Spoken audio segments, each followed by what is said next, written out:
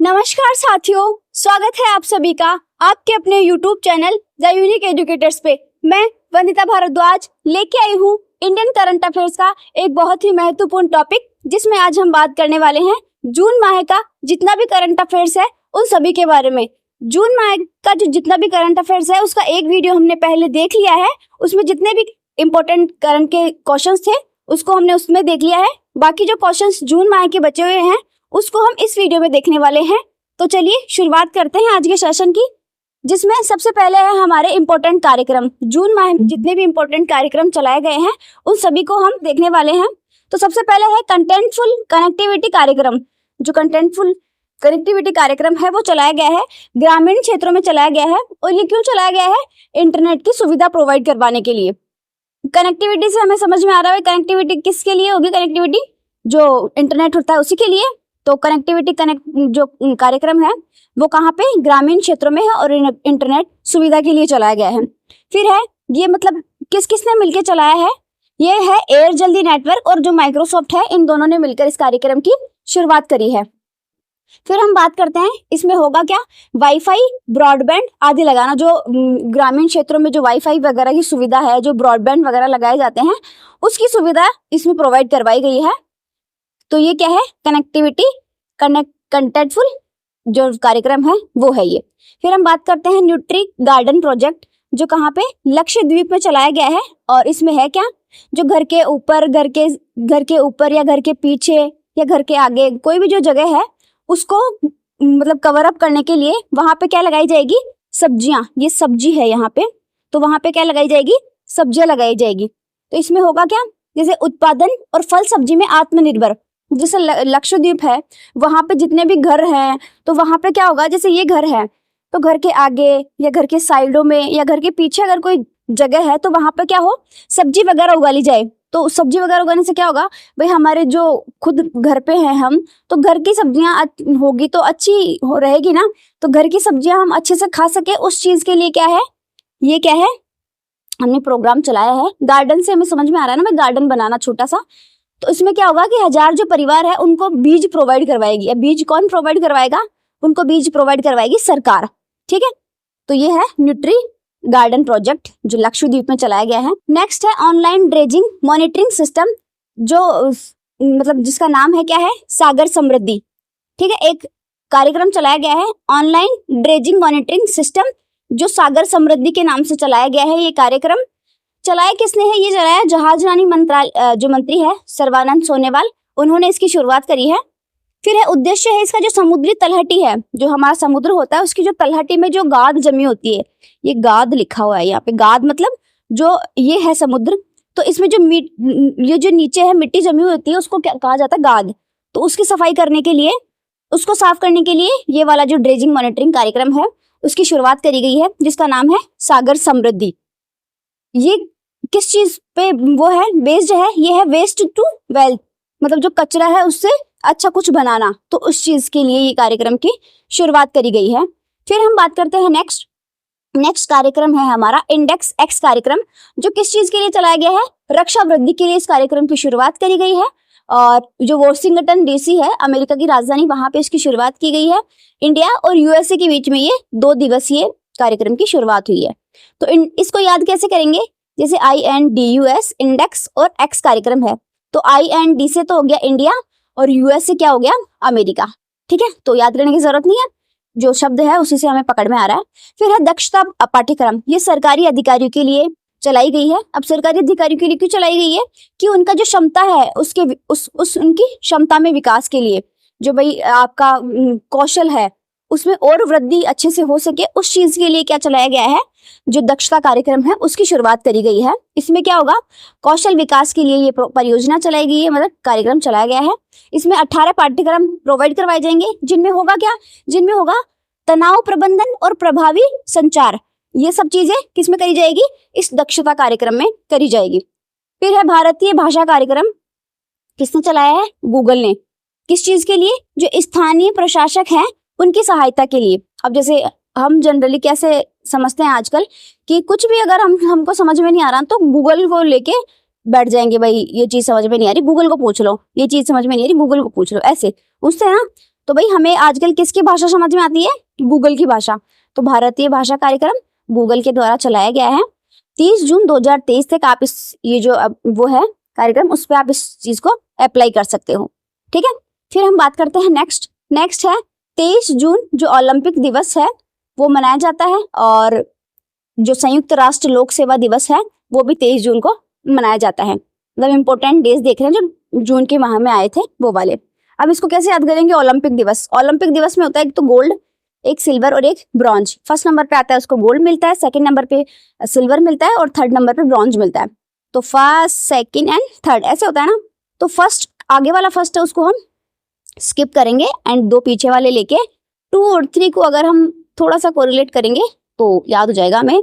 तो 23 जून को ओलंपिक दिवस मनाया जाता है। ठीक है, संयुक्त राष्ट्र जो लोक सेवा दिवस वो इतना इंपॉर्टेंट है ना कि मतलब याद करने की जरूरत नहीं पड़ेगी, तो सीधे सीधे हमें ये चीज याद हो जाएगी। फिर 21 जून अंतर्राष्ट्रीय योग दिवस, जो सीधे याद हो जाएगी क्योंकि ये बहुत इंपॉर्टेंट है और इस बार 9th नंबर का ये मनाया गया था। थीम है इसकी वसुधैव कुटुंबकम के लिए योग। जो हमने G20 में दे रखी है टैगलाइन या जो हमारा थीम है उसी से रिलेट करती हुई ये थीम है कि वसुधैव कुटुंबकम, जो हमारा परिवार है, विश्व एक परिवार है, उस चीज के लिए हमें क्या करना है? योग करना है कि सब सुखी रहे, योग करके स्वस्थ रहे। फिर है 19 जून विश्व सिकल सेल जागरूकता दिवस। जो सिकल सेल जो रोग होता है उसकी जागरूकता के लिए ये दिवस मनाया जाता है। इसकी थीम क्या है? Shine the light on sickle cell. अब इसको कैसे याद करेंगे? सेल को अगर आप फिजिक्स वाले को पूछोगे ना तो वो भी जानता है, केमिस्ट्री वाले को पूछोगे तो भी वो जानता है, और बायोलॉजी वालों को पूछोगे तो भी वो जानता है। सेल केमिस्ट्री में वो वाला सेल जो अपन घड़ी वगैरह में डालते हैं वो वाला सेल, और ये जो बायोलॉजी है उसमें कौन सा सेल होगा? जो कोशिका वाला सेल है वो वाला सेल है। तो अब मैं पूछूंगी किसी को जो बायोलॉजी से है कि भाई तू सेल को जानता है या जानती है क्या? तो बोलेगा यस आई नो। वो क्या बोलेगा? I know. आई से हो गया एक, है ना, आई से, आई की शेप कैसी है? एक के जैसी। और नो यानी नो को अपन नो ऐसे लिख सकते हैं ना, काउंटिंग वाली नो में। तो आई नो की सेल क्या होती है? तो आई नो से 1 और 9 19। तो 19 जून को मनाया जाता है विश्व सिकल सेल जागरूकता दिवस। जो ये डिजीज है जिसमें जो ब्लड सेल्स होती है वो कैसी हो जाती है? ऐसी हंसियाकार हो जाती है। ठीक है, तो इस वजह से इसको सिकल सेल जागरूकता दिवस मनाया जाता है, जिससे जागरूकता फैलाई जाती है। फिर हम बात करते हैं अंतर्राष्ट्रीय मरुस्थलीकरण और सूखे के खिलाफ जो दिवस है वो मनाया गया है। कब मनाया गया है? 17 जून को मनाया गया है, और थीम है इसकी हर लैंड हर राइट्स। मतलब जैसे हर क्यों लिखा है? क्योंकि धरती को अपन माता पुकारते हैं ना, धरती को क्या कहते हैं? माता कहते हैं। तो माता के लिए हर यूज होगा ना, तो हर लैंड्स हर राइट्स, मतलब माता को लेके हर यूज किया गया है। अब इसको याद कैसे करेंगे? 17 जून को मरुस्थल, जैसे ये है हमारा राजस्थान। ठीक है, तो राजस्थान का जो इधर वाला पार्ट है, जो वेस्ट वाला पार्ट है, वहां पे क्या है? डेजर्ट है।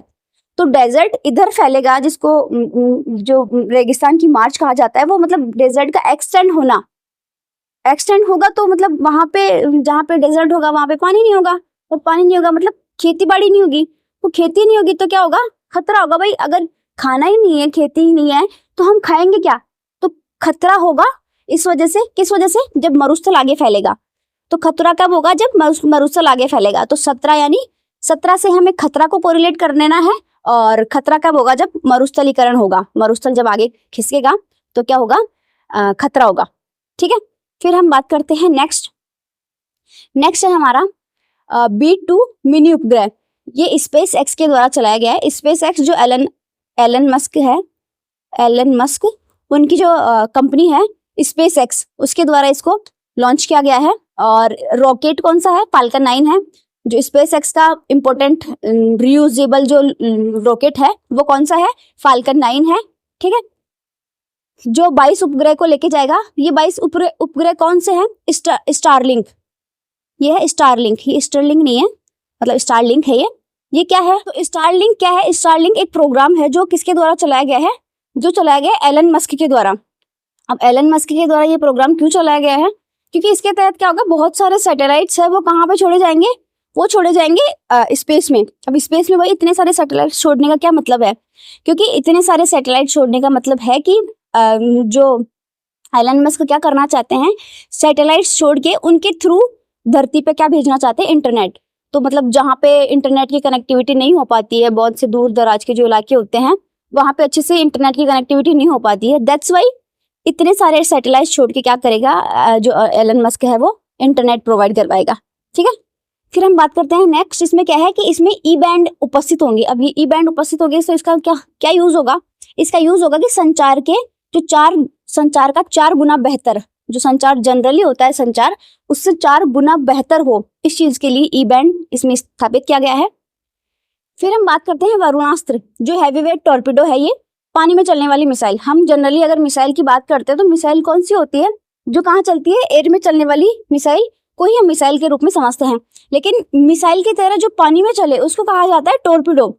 लाइक ऊपर चलने वाली नॉर्मल मिसाइल और जो पानी में चलने वाली है लाइक मिसाइल, उसको कहा जाता है टॉर्पीडो। तो ये क्या है, हैवीवेट टॉर्पीडो है। किसने इसको लॉन्च किया है, डीआरडीओ और जो नेवी है जिसका नाम है विजाग डीआरडीओ प्रयोगशाला। ठीक है, इसकी मतलब रेंज क्या है, 40 किलोमीटर की क्या है इसकी रेंज है, जो कहाँ, जिसका नाम क्या है, वरुणास्त्र। जो मतलब पानी को क्या कहा जाता है, वरुण कहा जाता है ना, तो वरुणास्त्र ऐसे याद हो जाएगी। फिर हम बात करते हैं अग्नि प्राइम बैलिस्टिक मिसाइल, जो इसका फर्स्ट जो इंडक्शन नाइट परीक्षण है वो किया गया है। अब इसका क्या मतलब है कि हमने जो अग्नि मिसाइल है उसके बहुत सारे परीक्षण हालांकि अभी तक कर चुके हैं हम।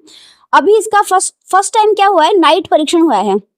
नाइट परीक्षण मतलब जो रात में होने वाला परीक्षण है वो अभी इसका किया गया है। जो कहाँ से किया गया है, ये किया गया है एपीजे जो अब्दुल कलाम द्वीप है ओडिशा का, जहाँ पे ओडिशा में जो ये स्थित है, वहां से इसका क्या किया गया है, सफलतापूर्वक परीक्षण किया गया है। जिसमें क्या है, इसकी रेंज है 1000 से 2000 किलोमीटर की इसकी रेंज है।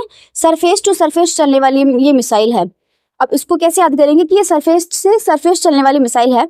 जैसे अग्नि है, आग है, तो ऐसा तो है ही नहीं ना कि हम ऊपर स्पेस में जाके आग जला लेंगे, धरती पे जलेगी ना आग।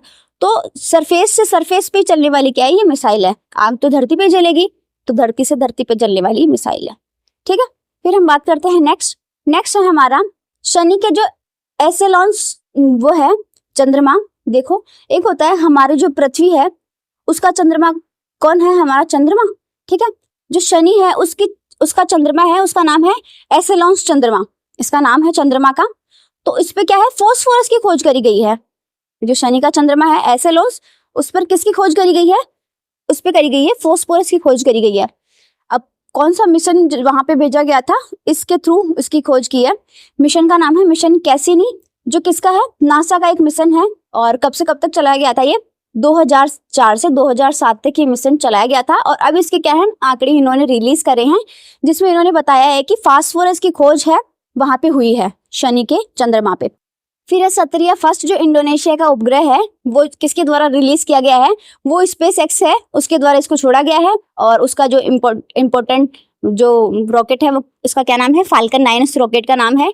और ये क्यों छोड़ा गया है, ये संचार उपग्रह है, मतलब संचार को बढ़ाने के लिए इस जो उपग्रह है उसको लॉन्च किया गया है। फिर हम बात करते हैं प्रीडेटर MQ-9। ये प्रीडेटर, इसको ऐसे है, प्रीडेटर पर्टिकुलर नाम है और इसका दूसरा नाम है MQ-9B, ये इसका नाम है। और ये क्या है, सशस्त्र ड्रोन है जो यूएसए से हमने खरीदे हैं। और कितने खरीदे हैं, 31। यूएसए और इंडिया के बीच में क्या हुआ है, एक एग्रीमेंट हुआ है, जिसमें क्या खरीदेंगे हम, 31 ड्रोन खरीदेंगे। ड्रोन मतलब जो अनमैन्ड एयर व्हीकल होते हैं, जो बिना किसी इंसान के चलाए जाते हैं, तो उसको बोलते हैं हम ड्रोन। तो वो सशस्त्र ड्रोन हमने खरीदे हैं, जिनका नाम है प्रीडेटर या MQ-9B ड्रोन। ठीक है, और कितना मतलब वो हुआ है, समझौता हुआ है, 3.5 बिलियन का ये समझौता हुआ है। उच्च ऊंचाई की जो क्षेत्र है उसमें ये उड़ान भर सकता है और 48 आवर्स लगातार उड़ान भर सकता है। मतलब 48 आवर्स तक आप उसको उसमें रख सकते हो आसमान में, बिना फ्यूल फिल किए। मतलब एक बार फ्यूल फिल करने के बाद दोबारा फिल करने की आवश्यकता नहीं होगी। ठीक है, फिर हम बात करते हैं नेक्स्ट है हमारा इम्पोर्टेंट जो सम्मेलन जून माह में हुए हैं, जिसमें है फर्स्ट राष्ट्रीय परीक्षण सम्मेलन, जो कहाँ पे हुआ है, न्यू दिल्ली में हुआ है, जो हमारा प्रगति मैदान है वहां पे।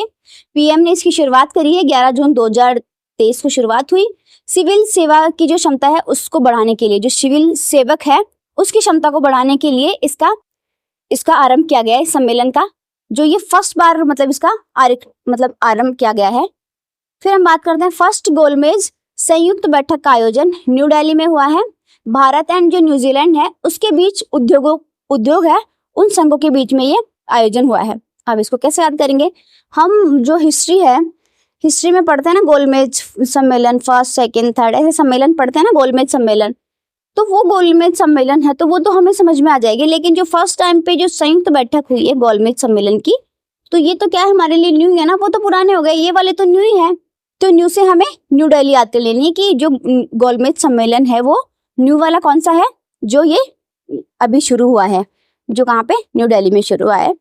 ठीक है, भारत और न्यूजीलैंड के मध्य। ठीक है, फिर हम बात करते हैं एजेंसी इंटरनेशनल एनिमेशन फेस्टिवल। इसकी शुरुआत कहाँ हुई है, फ्रांस में हुई है, और ये फर्स्ट बार इसमें इंडिया शामिल हुआ है। दैट्स वाई ये इम्पोर्टेंट है। मतलब आयोजन तो पहले भी हुआ करता था, लेकिन अब हमारे लिए क्यों इम्पोर्टेंट है, क्योंकि हम इसमें शामिल हुए हैं। दैट्स वाई ये हमारे लिए इम्पोर्टेंट है। इसकी थीम क्या है, सरस्वती यंत्र। ये थीम जो हमारी विद्या की देवी है, जिनको हम सरस्वती माता कहते हैं, वो मतलब उनके नाम से ये थीम है, तो ये हमारे लिए मतलब बहुत ज्यादा इम्पोर्टेंट हो जाती है। दैट्स वाई इसको हम पढ़ रहे हैं। फिर है उद्देश्य है इसका gaming, comics, animation, visual effect, इन सब के लिए इसमें चर्चा करी जाएगी। ठीक है, फिर हम बात करते हैं नेक्स्ट है हमारा ग्लोबल गेटवे सम्मेलन। ये किस किस के मध्य हुआ है, भारत और जो यूरोपियन यूनियन है उसके बीच, EU जिसको हम बोलते हैं यूरोपियन यूनियन, उसके बीच इनका सम्मेलन हुआ है। कहाँ पे हुआ है, मेघालय में इसका आयोजन हुआ है। 1 से 2 जून 2023 को इसका आयोजन हुआ था, और नॉर्थ ईस्ट में निवेश व संचार के लिए इसका आयोजन किया गया है। नॉर्थ ईस्ट मतलब जो हमारा उत्तरी पूर्वी भारत है, जिसको हम 7 सिस्टर्स के नाम से जानते हैं, वहां पे इसकी शुरुआत हुई है। और क्यों, क्योंकि वहां पे निवेश अच्छे से हो और जो संचार है वो भी अच्छे से हो, इसके लिए ये समझौता हुआ है। ठीक है, फिर हम बात करते हैं बॉन जलवायु परिवर्तन सम्मेलन 2023। इसका नेतृत्व किसने किया है, UNFCCC। UNFCCC ने इसकी शुरुआत करी है, मतलब इसका नेतृत्व किया है। कहने का मतलब ये है, ये इस 50वां सम्मेलन है, और COP की प्रगति, परिणाम और इसका क्रियान्वयन देखने के लिए। इसका मतलब क्या है, जो UNFCCC है उसके थ्रू जो हम COP का आयोजन करते हैं, कॉन्फ्रेंस ऑफ पार्टीज का जो आयोजन हम करते हैं, उस कॉन्फ्रेंस ऑफ पार्टीज में क्या होगा कि मतलब हमने जो वो डिसाइड करे हैं कि भाई हम ऐसा करेंगे वैसा करेंगे, जो हमने वहाँ पे कसमें खाई है अच्छा करने की, तो वो काम आपने जो किया है वो प्रगति पे आप चल तो रहा है, लेकिन अच्छे से चल रहा है कि नहीं चल रहा, काम भली प्रकार से हो रहा है कि नहीं हो रहा, उस चीज को देखने के लिए इस जो बॉन जलवायु परिवर्तन सम्मेलन है उसका आयोजन यहाँ पे किया गया है। फिर हम बात करते हैं बैठक, इंपॉर्टेंट बैठक, जो G20 की जो 3री रोजगार कार्यदल की बैठक है, जिनेवा स्विट्जरलैंड में इसका आयोजन किया गया है। ये इतनी इंपॉर्टेंट वैसे है नहीं, नॉर्मल याद कर सकते हैं हम। फिर हम बात करते हैं वैश्विक दासता सूचकांक 2023।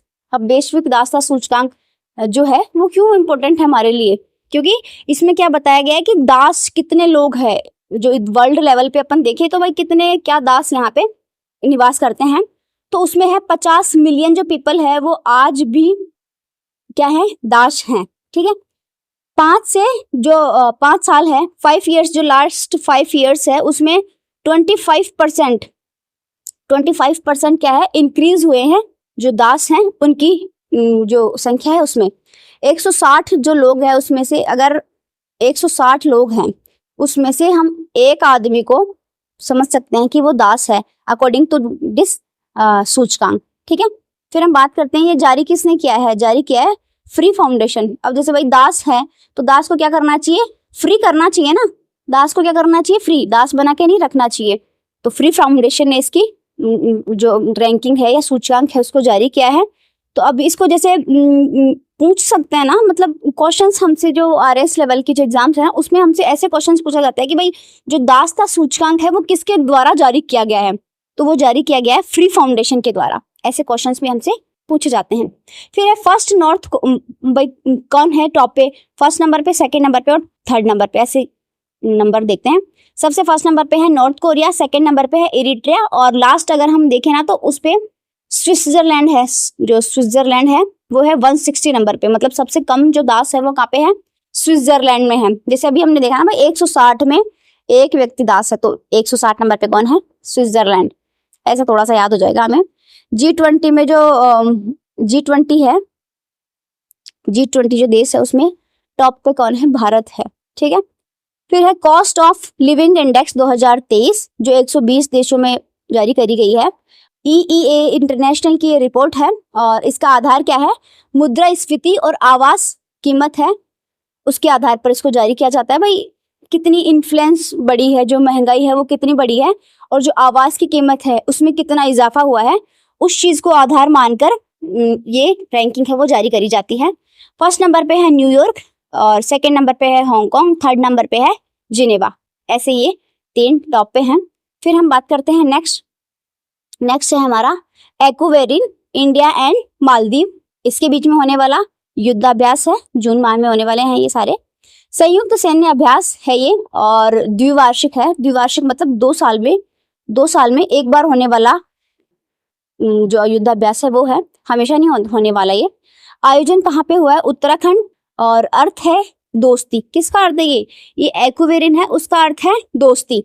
ठीक है, अब वेरी किसको बोलते हैं, एक तो होता है दुश्मन। हम पर्टिकुलर अगर नाम लेना, दुश्मन यानी हमारा जो मित्र नहीं है वो दुश्मन। ठीक है, उसका जो पर्यायवाची शब्द देखे ना तो उसको हम बैरी भी बोलते हैं।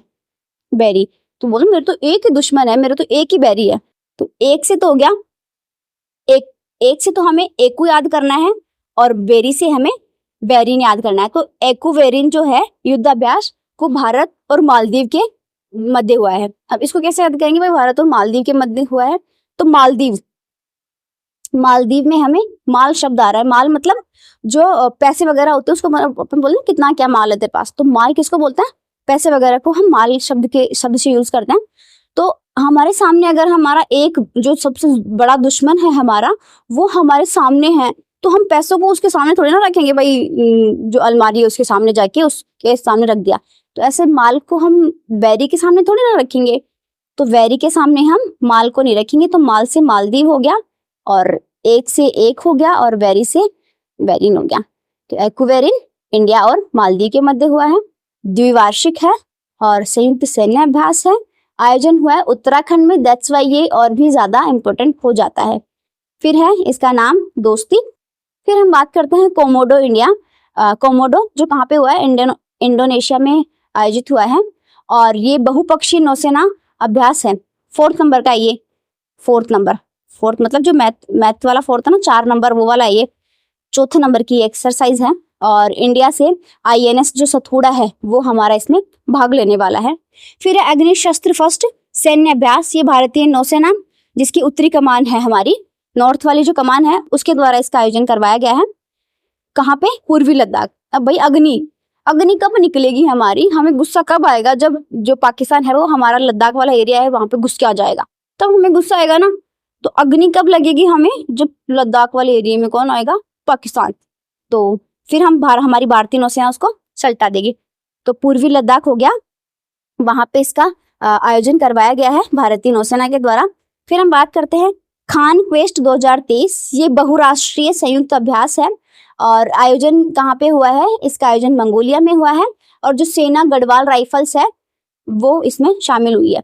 फिर हम बात करते हैं नेक्स्ट है हमारा नेक्स्ट युद्धाभ्यास आर्कटिक चैलेंज एक्सरसाइज 2023। ये किस मतलब कहाँ पे आयोजित हुआ है, फिनलैंड में इसका आयोजन हुआ है। 6 नंबर का ये एक्सरसाइज है। एक था अभ्यास, एक था मतलब ये एक और था एक था, ये साथ में ही है, वैसे एक था टाइगर वाला नहीं है, ये एक था साथ में ही है। तो एक था अभ्यास है वो नौसेना का अभ्यास है, ठीक है। और इंडिया और मालदीव, फिर से इंडिया और मालदीव, और 6 नंबर का ये इसका संस्करण है। तो हम ऐसे याद कर सकते हैं ना, एक जमाना था जब मेरे पास भी बहुत सारे पैसे हुआ करते, ऐसे होता है ना। एक या ऐसे भी हो सकता है, एक जमाना होगा जब मेरे पास भी पैसे होंगे, ऐसे वाली बात। थे तो क्या ही मतलब है, होने चाहिए ना। एक था समय जब मेरे पास भी पैसे होंगे, एक को ऐसे याद कर लेंगे, एक था से एक था, और माल से पैसे, जैसे भी हमने याद किया ना मालदीव वाला एक्वेरिन, वैसे इसको याद कर लेंगे।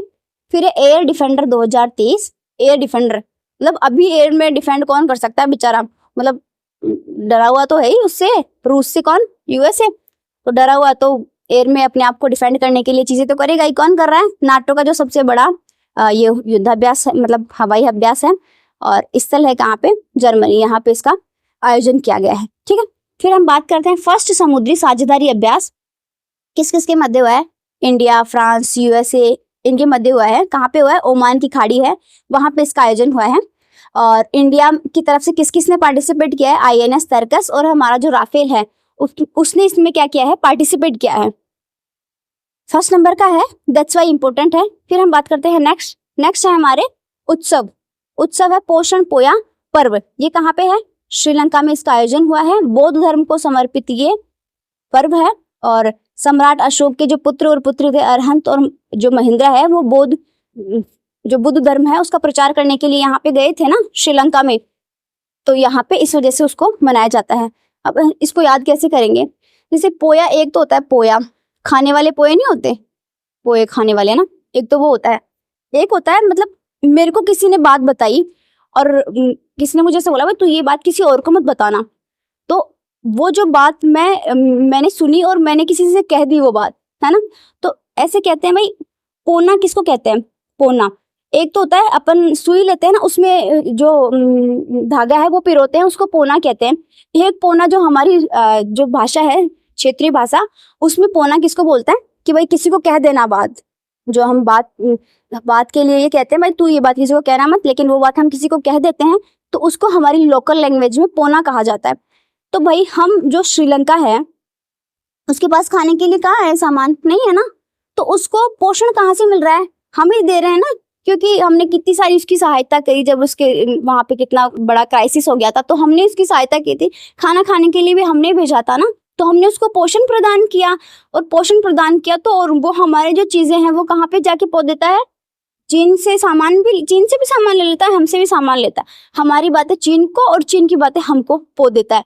पोने का मतलब हमारी साधारण भाषा में किसी को बताना, तो पोना से हमें थोड़ा सा कोरिलेट कर लेना है तो वो चीज हमें याद हो जाएगी कि पोषण तो हमने किसको दिया, श्रीलंका को दिया, बट वो पो देता है किसको, चीन को जाके।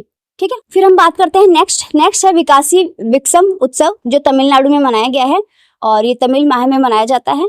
फिर हम बात करते हैं लेवेंडर फेस्टिवल, जो जम्मू कश्मीर में मनाया जाता है, और ये भद्रवाही जो घाटी है वहां पे इसका आयोजन कराया जाता है। बैंगनी क्रांति इसको कहा जाता है। भाई बैंगनी क्रांति क्यों कहा जाता है, क्योंकि जो लेवेंडर के जो फूल होते हैं वो कैसे कलर के होते हैं, बैंगनी कलर के होते हैं, दैट्स वाई इसको लेवेंडर फेस्टिवल कहा जाता है और बैंगनी क्रांति कही जाती है।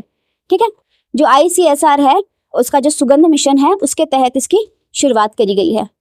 ठीक है, फिर हम बात करते हैं नेक्स्ट है हमारा CMF की जो सदस्यता है वो किसने समाप्त की है, वो UAE है उसने समाप्त की है। CMF कंबाइंड मैरीटाइम फोर्स, ये एक संगठन था जिसकी मतलब नेतृत्व UAE करता था, बट इसने खुद ने ही क्या कर दी, इसकी सदस्यता छोड़ दी है। अच्छा नहीं लगा होगा बेचारे को, छोड़ दी। ठीक है, तो UAE इसका नेतृत्व करता है। क्यों चलाया गया था, क्योंकि खाड़ी देश है उसकी समुद्री सुरक्षा करनी होती है। जितने भी खाड़ी देश है उनकी सुरक्षा करने के लिए ये चलाया जाता है। ठीक है, तो इंडिया इसमें शामिल नहीं है, जो हमारा इंडिया है इसमें शामिल नहीं है, बट इम्पोर्टेंट क्योंकि UAE खुद था और खुद ने इसकी सदस्यता छोड़ दी, दैट्स वाई ये क्या है, इम्पोर्टेंट है। फिर राष्ट्रीय प्रत्ययन बोर्ड का जो प्रमाण पत्र है वो किसको मिला है, AIIMS नागपुर है उसको इसका प्रमाण पत्र मिला है। क्यों मिला है, क्योंकि बेहतर जो स्वास्थ्य सुविधा है वो इसने प्रोवाइड करवाई है, दैट्स वाई इम्पोर्टेंट है। इंडिया का जो फर्स्ट एम्स है उसको ये प्रमाणन पत्र बोर्ड है वो दिया गया है। फिर है भारत की जो GDP है 2022-23 में वो 7.2% रही है, जिसका आंकड़ा कौन जारी करता है, सांख्यिकी मंत्रालय द्वारा इसका आंकड़ा जारी करा जाता है। राज्य जो घाटा है, फिस्कल जो डेफिसिट है वो कितना होगा, 6.4% इसका फिस्कल डेफिसिट होने वाला है।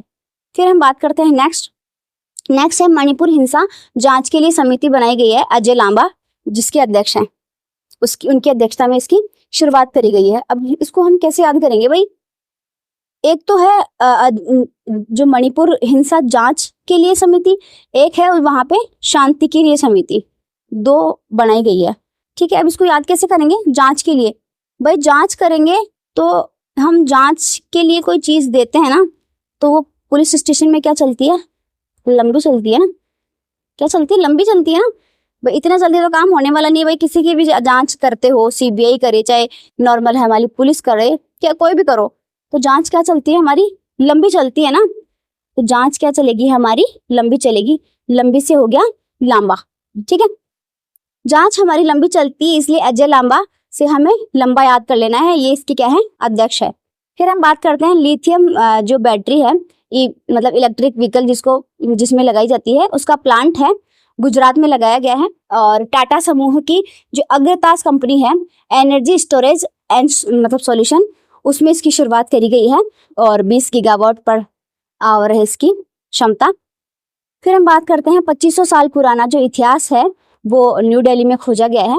ASI जो आर्कियोलॉजिकल सर्वे ऑफ इंडिया है उसके द्वारा इसकी खोज करी गई है। 9 जो सांस्कृतिक स्तर है वो खोजे गए हैं कि भाई जो न्यू दिल्ली है वहाँ पे 2500 साल पुराना इतिहास खोजा गया है, किसके द्वारा, ASI के द्वारा। और 9 सांस्कृतिक स्तर हैं वो इसमें खोजे गए हैं। फिर हम बात करते हैं नेक्स्ट है हमारा जो अग्नि जो प्राइम मिसाइल है उसका नाइट परीक्षण किया गया है। वो कहाँ से किया गया है, APJ अब्दुल कलाम जो द्वीप है उससे सफलतापूर्वक जो नाइट परीक्षण है वो कर लिया गया है, जो ओडिशा में है। सरफेस टू सरफेस, S2S मतलब सरफेस टू सरफेस चलने वाली ये मिसाइल है। फॉर एक्यूरेसी, ये मतलब कहीं से भी लॉन्च किया जा सकता है। फिर हम बात करते हैं नेक्स्ट है हमारा जो इम्पोर्टेंट और अदर क्वेश्चंस है उनकी बात करते हैं। टर्बो UPI रेजर पे के द्वारा शुरुआत करी गई है, सबसे तेज भुगतान के लिए चलाया गया है ये, और ऑब्वियसली बात है हमारा खुद का है, भारत का, ये स्वदेशी है। और एक्सिस बैंक और NPCI बैंक ने इसकी शुरुआत करी है। अब इसको याद कैसे करेंगे कि रेजर क्या होती है, जो मतलब दाढ़ी वगैरह के लिए हम यूज करते हैं, उसको कहा किया जाता है, उसको कहा जाता है रेजर कहा जाता है, ठीक है। अब टर्बो यानी होता है, एक तो होता है ट्रिम करना किसको बोलते हैं, जो दाढ़ी वगैरह होती है उसको सेट करना होता है ना, उसको ट्रिम करना बोलते हैं ना। तो रेजर से क्या करते हैं, हम दाढ़ी वगैरह को सेट करते हैं ना, तो रेजर से हम क्या करते हैं, दाढ़ी को ट्रिम करते हैं। ट्रिम से टर्बो थोड़ा सा याद कर लेंगे तो हमें याद हो जाएगा। फिर है फर्स्ट समलैंगिक राष्ट्रपति एडगर रिकेविस, जो कहाँ से हैं, लातविया के राष्ट्रपति बने हैं। फिर है बेस्ट इंडियन ब्रांच 2023, जिसमें TCS जो टाटा कंसल्टेंसी सर्विसेज है वो टॉप पे रहा है। हमारे तो टाटा ही रहने वाले हैं, टाटा ही जो है ना सबसे जो विश्वसनीय ब्रांड है वो कौन सा है, TCS है हमारा। जारी किसने की है, जारी की है जो ब्रांड कंसल्टेंसी इंटर ब्रांड है उसके द्वारा इसकी जारी करी गई है। और 10वीं इसकी रिपोर्ट है। फर्स्ट TCS है, सेकंड नंबर पे है रिलायंस, थर्ड नंबर पे है इन्फोसिस। फिर है लिबरेशन वॉर गैलरी, बांग्लादेश में इसकी शुरुआत करी गई है। 1971 की जो मुक्ति संग्राम की जो दुर्लभ जो तस्वीरें हैं वो इसमें मतलब लगाई जाएगी, एक म्यूजियम बनाया जाएगा, ठीक है। और ये क्यों बनाया जाएगा भाई, 1971 में हमने हमारे बेटे से अपने पोते को आजाद करवाया था ना, तो इस वजह से वहाँ पे वॉर गैलरी बनाई जाएगी। और वहाँ पे ये सारी तस्वीरें हैं जो हमने उनको घुटने पे मतलब बिठाया था, वो चीज इसमें दिखाई गई है। फिर हम बात करते हैं बिपरजॉय चक्रवात, जो वहाँ पे आया, बांग्लादेश में आया है। अर्थ क्या है इसका, आपदा या विपत्ति, इसका अर्थ है किसका, बिपरजॉय का अर्थ है ये। फिर है अरब सागर में जो गुजरात का पोरबंदर है वहाँ पे इसकी मतलब वहाँ से ही आया है। फिर है MWU एम्प्रेस, इसका जो फर्स्ट क्रूज सेवा प्रारंभ है वो कहाँ से करी गई है, इंडिया और श्रीलंका के मध्य इसकी शुरुआत की गई है। फिर है अंतर्दृष्टि डैशबोर्ड, जो क्या है, वित्तीय समावेशन के लिए ये इसकी शुरुआत की गई है। किसने शुरुआत की है, RBI के द्वारा इसकी शुरुआत की गई है। क्यों, वित्तीय सेवा का पता लगाना और सुचारू रूप से उसको चलाना, जो वित्तीय सेवा है उनको चलाना और उनको मतलब कंटिन्यूअसली अच्छे से चलती रहे, सुचारू रूप से चलती रहे, कोई प्रॉब्लम ना आए, उस चीज के लिए इसकी शुरुआत की गई है। फिर है सरबजीत सिंह, जिनका निधन हुआ है, अभिनय से ये रिलेटेड है। इसका मतलब क्या है, मतलब क्यों हम उसको याद कर रहे हैं, क्यों इनको याद कर रहे हैं, क्योंकि जो महाभारत में मामाश्री का जिन्होंने रोल अदा किया था वो है ये सरबजीत सिंह पटेल, इस वजह से ये इम्पोर्टेंट है हमारे लिए। फिर है इंडिगो, भारतीय जो विमानन कंपनी है, एयरबेस कंपनी, उसने है ना 500 एयरक्राफ्ट खरीदे हैं। और जो एयरक्राफ्ट भी कौन से, जो फैमिलियर नहीं होते जिसमें हम जनरली बैठते हैं, तो ये A320 फैमिली एयरक्राफ्ट है, जो 500 एयरक्राफ्ट है वो खरीदेगी, कौन, इंडिगो, ठीक है। फिर हम बात करते हैं समुद्र के नीचे जो पाइपलाइन है और जो वो डाटा केबल है, जो समुद्र के नीचे हम डाटा केबल पाइपलाइन वगैरह बिछाते हैं ना, तो वो डाटा केबल और उनकी सुरक्षा के लिए नया जो निगरानी केंद्र है वो नॉर्थवुड जो कहाँ पे है, लंदन में है, वहां पे नाटक के द्वारा शुरुआत करी गई है।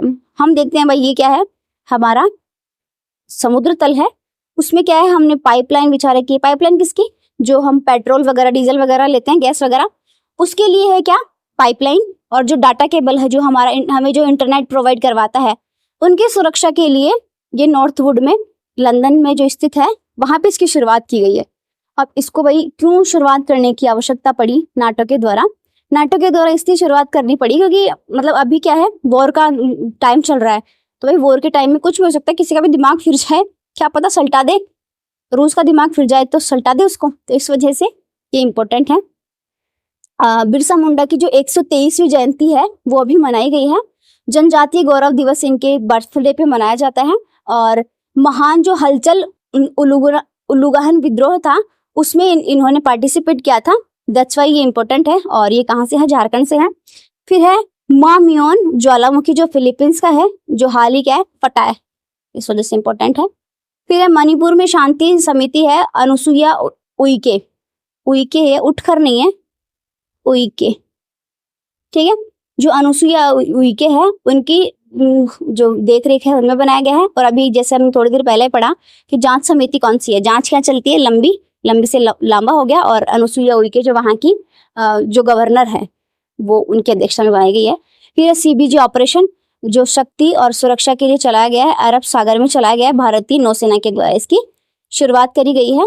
फिर हम बात करते हैं नेक्स्ट है हमारा Phukot Karnali hydro electric project, ये नेपाल में चलाया गया है।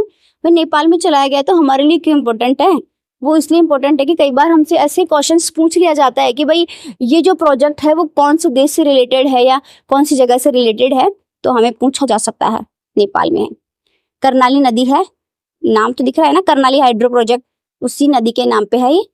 फिर निर्माण है NHPC के द्वारा इसका निर्माण किया गया है, national hydro power corporation. 480 megawatt इसकी क्षमता है और 109 मीटर का ये बांध यहाँ पे बनाया जाएगा। फिर है सबसे मूल्यवान फुटबॉल क्लब रियल मैड्रिड जो स्पेन का है, वो है सबसे मूल्यवान ब्रांड जो फोर्ब्स की लिस्ट में क्या है फर्स्ट नंबर पे है, फर्स्ट नंबर पे मतलब टॉप पे है सबसे मूल्यवान फुटबॉल ब्रांड्स में। फिर जूना खटिया गांव जो कच्छ गुजरात का ये गांव है। और भाई क्यों इम्पोर्टेंट है, भाई है तो है गांव, क्यों इम्पोर्टेंट क्यों है, क्योंकि यहाँ पे खुदाई हुई है। खुदाई में हमें क्या मिला है, मिट्टी के बर्तन मिले हैं हमें। और हड़प्पा सभ्यता जो पूर्वी शहरी चरण था उसकी यहाँ पे खोज की गई है, इस वजह से क्या है ये इम्पोर्टेंट है। फिर हम बात करते हैं नेक्स्ट है प्राकृतिक मेहराब की खोज। ओडिशा के चंगा पहाड़ पर जो सुंदरगढ़ जगह है वहां पे इसकी शुरुआत की गई, मतलब खोजा गया है। अब इसको कैसे याद करेंगे भाई, जैसे ये गोल गोल पहाड़ है, जैसे पहाड़ ऐसा है तो उसमें बीच में अगर गोल गोल सी जगह बनी हुई है ना, तो उस चीज को हम क्या कहते हैं मेहराब। और ये क्या है प्राकृतिक मेहराब की खोज हमने पहले भी कर रखी है, लेकिन ये क्या है खोज जितने भी खोजे गए उनमें सबसे बड़ा है ये, इस वजह से इम्पोर्टेंट है। GSI जो जियोग्राफिकल सर्वे ऑफ इंडिया है, उसको जियोलॉजिकल सर्वे ऑफ इंडिया है, उसके द्वारा इसकी खोज करी गई है। और भारत का सबसे बड़ा ये प्राकृतिक मेहराब रहने वाला है। फिर है प्राइवेट वर्चुअल स्कूल को मान्यता देने के लिए देश का फर्स्ट राज्य कौन बना है, तो राजस्थान इसका फर्स्ट राज्य बना है। अब इसको याद कैसे करेंगे, जैसे राजस्थान वाले हैं उनको तो याद होगा कि उत्कर्ष है ना, उत्कर्ष जो क्लासेस चलती है जोधपुर में, तो वो जो क्लासेस हैं उनकी बेटी जो उनके फाउंडर है जो गहलोत सर है जिनका नाम, उनकी जो बेटी है उनका नाम है नेहल, उनके नाम से ये वर्चुअल स्कूल खोला गया है। जो पश्चिमी राजस्थान है उसका फर्स्ट वर्चुअल स्कूल है ये। अब इसको भाई हम क्यों याद करें, कैसे याद करें, तो जैसे वर्चुअल स्कूल है क्या, पहले हमें वो चीज समझनी चाहिए।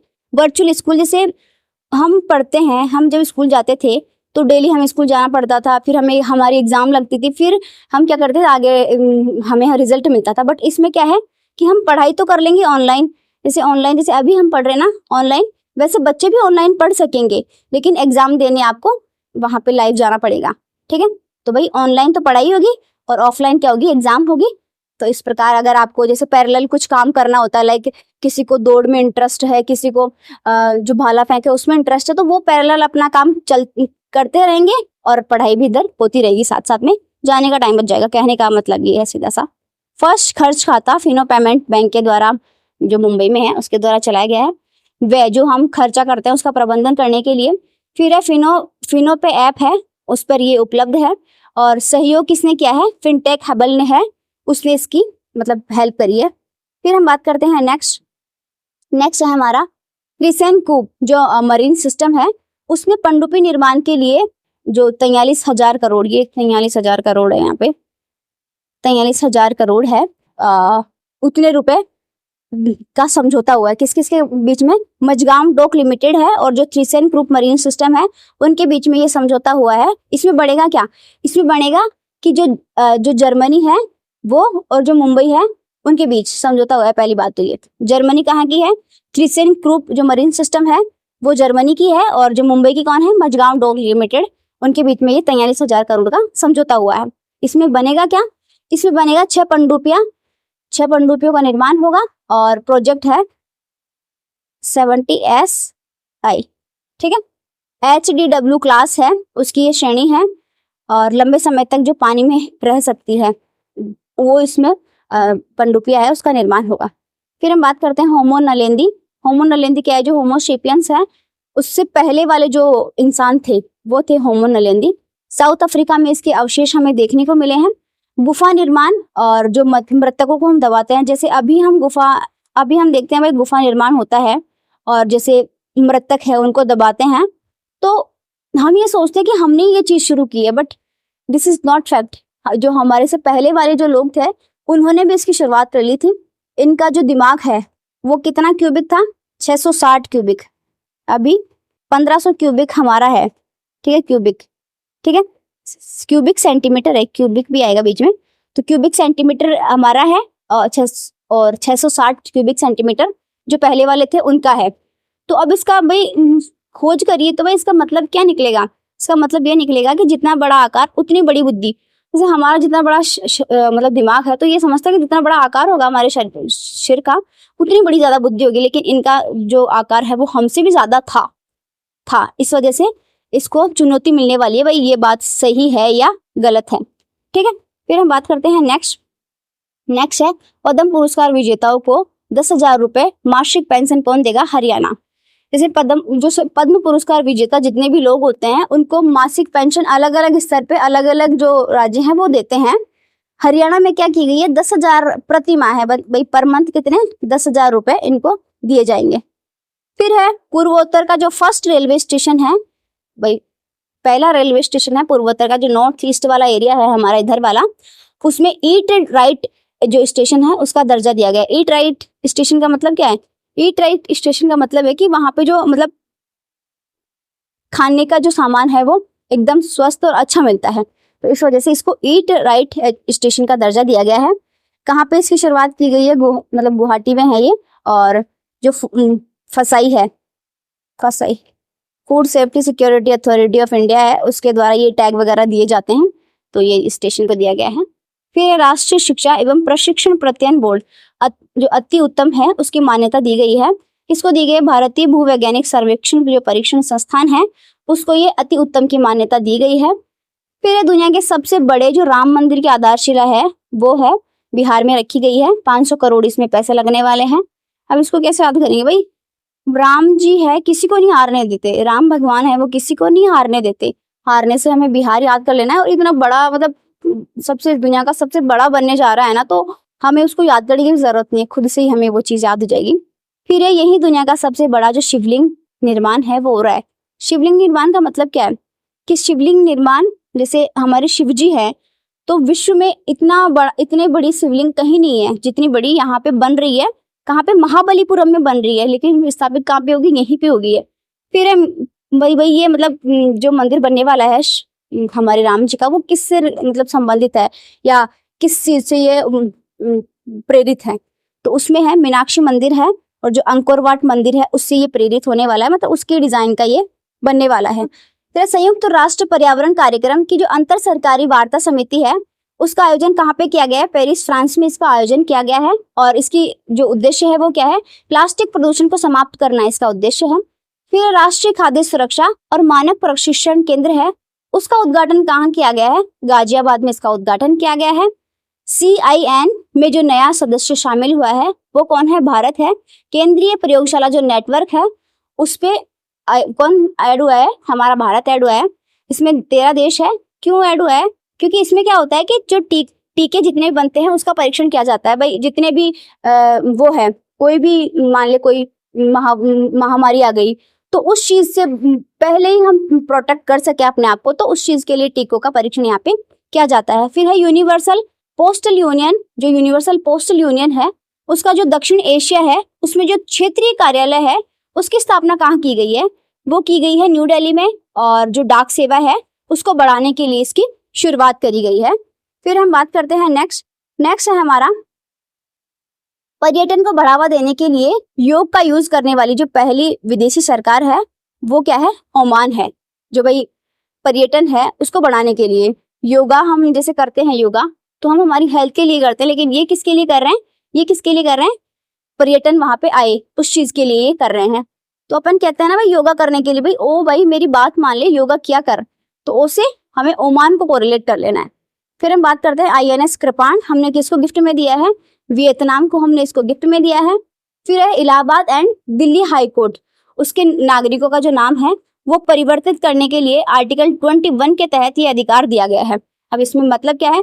इलाहाबाद हाई कोर्ट और जो दिल्ली हाई कोर्ट है ये दोनों मिलकर एक फैसला दिए हैं। उस फैसले में क्या बोला गया है कि जो आर्टिकल 21 है उसके तहत आप अपना नाम चेंज कर सकते हो। फिर जगन्नाथ जी की रथ यात्रा ओडिशा पुरी में उसकी शुरुआत की है। 20 जून 2023 को इसकी शुरुआत हुई है।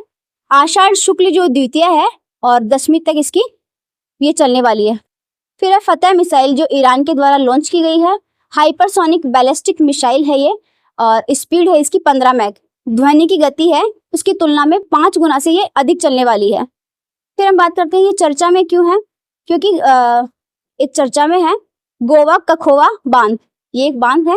ये क्यों चर्चा में है? क्योंकि जो दक्षिणी यूक्रेन है, जो खेरसान जहाँ पे जो स्थान है उसके जो निपर नदी है वहां पे ये मतलब स्थित था और स्थित था, बट इसका क्या किया है यूक्रेन जो रशिया है उसने बम फोड़ के इसको सल्टा दिया। इस वजह से क्या है ये इम्पोर्टेंट है हमारे लिए। फिर है UNO द्वारा फॉर ऑल ह्यूमैनिटी, उसके लिए the future of outer space governance संधि स्थापित, संधि को वो किया गया है, संधि करी गई है। अब इस संधि में क्या किया गया है कि जो जितना भी स्पेस है उस स्पेस में जितना भी हमने कचरा फैलाया है उस चीज को वही मानव हस्तक्षेप कर रहा है अंतरिक्ष में, तो उस चीज में मानव हस्तक्षेप ना करे उसके लिए UNO के द्वारा ये संधि करी गई है। जिसमें क्या है ये बाह्य अंतरिक्ष हेतु ये संधि है। बढ़ता हुआ जो मानव हस्तक्षेप है उसको कम करने के लिए किया गया है और उपग्रहों का कचरा जिसको हम डेब्रिस कहते हैं उसको कम किया जाएगा। फिर है भारत की जो फर्स्ट अंग्रेजी महिला एंकर है गीतांजलि अय्यर, उसकी मतलब अभी हाल ही में देहांत हुआ है, इस वजह से इम्पोर्टेंट है। महिला एंकर भाई हमने मतलब जो इतने सारे पश्चिमी देश है वहां पे तो अंग्रेजी में वो होती है एंकरिंग, बट हमारे जो देश है भारत में वो महिला एंकर जो अंग्रेजी में जिसका भाषण था मतलब जो अंग्रेजी में वो करती थी वो कौन है? गीतांजलि अय्यर है। ठीक है। फिर हम बात करते हैं नेक्स्ट है हमारा फिर है अंडर 20 एशियन एथलेटिक्स चैंपियनशिप 2023। ये V20 नहीं है, यहाँ पे ये U है। जितने भी V लिखा हुआ आएगा आगे तो वो V नहीं है, वो U है। U मतलब अंडर 20 मतलब जो 20 के मतलब नीचे तक है। वो साउथ कोरिया में इसका आयोजन हुआ है। 20वां इसका ये संस्करण है। फर्स्ट नंबर पे कौन है? जापान। सेकंड नंबर पे है चाइना और थर्ड नंबर पे है हमारा इंडिया। इस वजह से ये इंपॉर्टेंट है। हमने पदक जीते हैं 19, इंडिया ने 19 पदक जीते हैं जिसमें 6 क्या है हमारे गोल्ड हैं। फिर है विश्व टेस्ट चैंपियनशिप जिसका सेकंड संस्करण आयोजित हुआ है कहाँ पे? लंदन में जिसका आयोजन हुआ है। इंपॉर्टेंट क्यों है? इंडिया वर्सेस ऑस्ट्रेलिया के मध्य हुआ है ये और जो विजेता है वो कौन बना है? ऑस्ट्रेलिया। हम विजेता नहीं बने, इस वजह से इंपॉर्टेंट है। पूछ सकते हैं भाई उपविजेता कौन है, तो हमें बताना होगा कि इंडिया इसमें उपविजेता है। फिर 8वीं महिला जूनियर हॉकी एशिया कप 2023 जिसका आयोजन जापान में हुआ है और इंडिया इसमें विजेता है। साउथ कोरिया क्या है इसमें? उपविजेता है। ठीक है। फिर हम बात करते हैं फ्रेंच ओपन 2023। जो पुरुष वर्ग है उसमें नोवाक जोकोविच जो सर्बिया से है और जो महिला है इगा स्विएटेक जो कहाँ से है? पोलैंड से है। ये जीते हैं किसको? फ्रेंच ओपन को। और ये कहाँ खेला जाता है? जो फ्रेंच ओपन है वो क्ले कोर्ट पर खेला जाता है। आयोजन है इसका पेरिस में, जो रोला गैरोस स्थान है वहां पे होता है। अब इसका पर्टिकुलर हमेशा वहीं पे क्या होता है? आयोजन होता है, दैट्स वाई ये इंपॉर्टेंट है। इसका अन्य नाम क्या है? रोला गैरोस कप। अब भाई इसको रोला गैरोस कप क्यों कहते हैं? हमसे ऐसे पूछ सकते हैं भाई रोला गैरोस कप है, उसमें पुरुष में और महिला में कौन विजेता रहा है? तो हमें जो ये है वही बताना है, क्योंकि पेरिस में जो रोला गैरोस स्थान है वहां पे आयोजन होता है, दैट्स वाई इसका नाम रोला गैरोस कप रखा गया है। फिर हम बात करते हैं नेक्स्ट है हमारा फीफा अंडर-20 विश्व कप 2023, जिसका आयोजन अर्जेंटीना में हुआ है। फाइनल में कौन था? Uruguay versus Italy. ठीक है, उरुग्वे इसमें विजेता रहा है और गोल्डन बूट और बॉल का अवार्ड सेंथो जो इटली के है उसको ये दिया गया है। फिर हम बात करते हैं अंडर-17 एशिया कुश्ती चैंपियनशिप। जो महिला है उन्होंने 7 मेडल जीते हैं, जिस 7 गोल्ड मेडल, 1 सिल्वर मेडल और 1 ब्रॉन्ज जीता है महिला में, और पुरुषों में 1 गोल्ड, 3 सिल्वर और 3 ब्रॉन्ज जीते हैं। आयोजन कहाँ पे होता है? जो किर्गिस्तान की राजधानी है बिश्केक, वहां पे इसका आयोजन हुआ था। फिर है अंडर-18 तीरंदाजी विश्व कप। जो तीरंदाज कौन है? अदिति, जिनका नाम है पूरा अदिति गोपीचंद, इन्होंने वर्ल्ड रिकॉर्ड तोड़ा है। और कहाँ पे इसका आयोजन हुआ है? कोलंबिया में। 720 में से 711 गोल। ठीक है, फिर हम बात करते हैं नेक्स्ट हमारा ISSF जो जूनियर विश्व कप है, उसमें टॉप पे कौन है? इंडिया। मतलब जो तीरंदाजी वाला है वो है ये, तो इंडिया इसमें टॉप पे क्यों है? क्योंकि जो हमारे अर्जुन, महाभारत में अर्जुन को देखते हैं ना, वो भी तीरंदाज अच्छे वाले तीरंदाज थे ना, इस वजह से 15 पदक जीते, जिसमें 6 गोल्ड है, 6 सिल्वर और 3 ब्रॉन्ज मेडल है। आयोजन जर्मनी में हुआ है इसका। फर्स्ट खेलो इंडिया जनजातीय खेल महोत्सव है, भुवनेश्वर ओडिशा में इसका आयोजन हुआ है। टॉप पे ओडिशा है, 5000 एथलीटों ने इसमें भाग लिया था। फिर ACC women T20 emerging Asia cup 2023 Hong Kong में इसका आयोजन हुआ है, फर्स्ट बार हुआ है। विजेता भारत है और उप विजेता कौन है? बांग्लादेश है, जिसमें 3 जो टीम है उसने इसमें पार्टिसिपेट किया था। फिर है शाहजहान है ये, शाहजहानी है मास्टर अंतरराष्ट्रीय शतरंज चैंपियनशिप 2023, अर्जुन एगेरेसी ने ये जीता है। 6 नंबर का है ये और UAE में इसका आयोजन हुआ है। फिर एशियाई हॉकी जूनियर कप पुरुष किसने जीता है? इंडिया ने। 4थी बार इसका आयोजन हुआ है, ओमान में हुआ है, और उप विजेता कौन है? हमारा बच्चा नल्ला, पाकिस्तान। फिर प्रीमियर हैंडबॉल लीग जयपुर में इसका आयोजन हुआ है, फर्स्ट नंबर पे हुआ है। मतलब IPL जैसे होता है ना, वैसे ही हैंडबॉल के लिए लीग हुआ है जयपुर में, फर्स्ट नंबर पे हुआ है, और 5 इसमें टीम खेली है और 33 इसमें आयोजन हुए हैं। First match Rajasthan versus Maharashtra के मध्य हुआ था। ठीक है, आई जस्ट होप साथियों आपको ये वीडियो अच्छा लगा हो। जितना भी मैंने आपको कंटेंट इसमें प्रोवाइड करवाया है आपको समझ में आया होगा, और जितना भी आपको अगर अच्छा लगा हो तो अपने दोस्तों के साथ, अपने रिलेटिव जितने भी हैं उनके साथ शेयर करें। और अगर ऐसी इंटरेस्टिंग वीडियोस आपको और चाहिए तो हमारे चैनल को लाइक, शेयर और सब्सक्राइब करें। मिलते हैं किसी नई वीडियो में। Till then, thank you so much.